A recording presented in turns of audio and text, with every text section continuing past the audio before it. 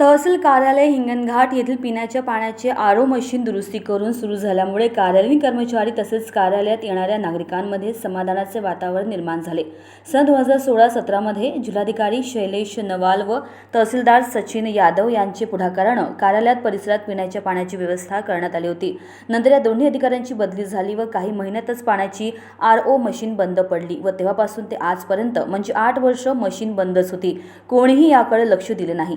इतर संघटना कार्यालय परिसरात पिण्याची पाणी व्यवस्था करून स्वतःच्या विज्ञापन करू लागले, परंतु नव्याने रुजू झालेले तहसीलदार योगेश शिंदे यांनी कार्यालयात येणाऱ्या नागरिकांची पिण्याच्या पाण्याची भटकंती बघून तसेच उन्हाळा सुरू व्हायला अगोदरच अशा परिस्थितीचा विचार करता तहसीलदार योगेश शिंदे यांनी स्वतः कार्यालयातील आरो फिल्टर प्लांटची पाहणी करून व दुरुस्तीचा खर्च बघता कोणतीही तरतूद नसताना देखील स्वतः खर्च करून पिण्याच्या पाण्याची व्यवस्था केली। त्यांच्या या कार्यामुळे कार्यालयीन कर्मचारी तसेच तालुक्यातून तहसील कार्यालयात येणाऱ्या सर्व नागरिकांमध्ये समाधानाचे वातावरण निर्माण झाले आहे। इंडिया न्यूज 24 करिता सतीश काळे, वर्धा।